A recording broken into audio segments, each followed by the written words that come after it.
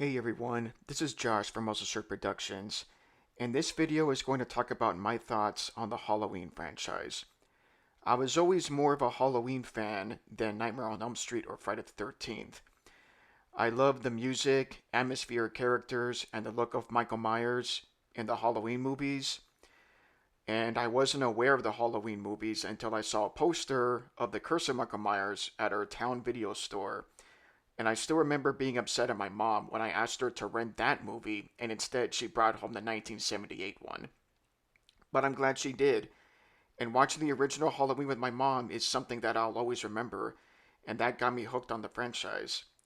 Now, while I love this franchise, I'm aware of its highs and lows, and I've been mixed on where the franchise has been heading. I'm pretty sure that I'm about to say things that have already been said by other YouTubers, and I'm not here to take credit for anything. I'm just here to speak my opinion, and that's fine if you don't agree with me. So, without further ado, let's go ahead and get into it. My biggest issue with this franchise is the constant repeating themes.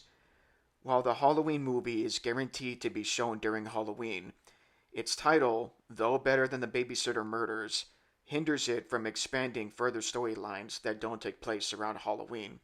And for that, the sequels take place on either the same night or it does a time jump to the next Halloween. And if it's the latter, then the question is, what has Michael been up to this whole time? It's always explained and it's never satisfying. Obviously, it is pointless to change the name of the franchise, but I wouldn't mind a movie that takes place sometime in the fall but keeping the date ambiguous, or sometime in October leading up to Halloween, or even if it takes place on the next day or two. Hell, you can even have an Hispanic character in the movie and tie Halloween in with Dia de los Muertos, since those holidays are back to back. There are also repeating story beats that just prove to me that the franchise is done storytelling wise. For example, killing someone because of mistaken identity.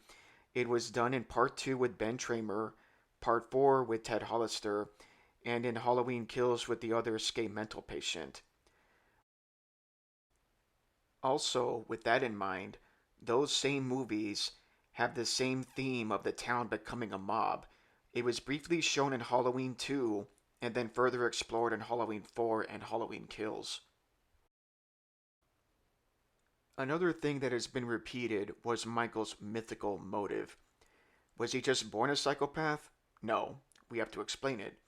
Whether it being Sam Hain in Part 2, the Thorn Trilogy in Parts 4, 5, and Curse, or his mom and a white horse in the Rob Zombie versions, or even Jamie Lee Curtis's explanation of Michael transcending with every person he kills in Halloween Kills. One can argue that each movie is trying to be something different, and that's a fair argument to make. But my point is, why try to make alterations to previously done storylines?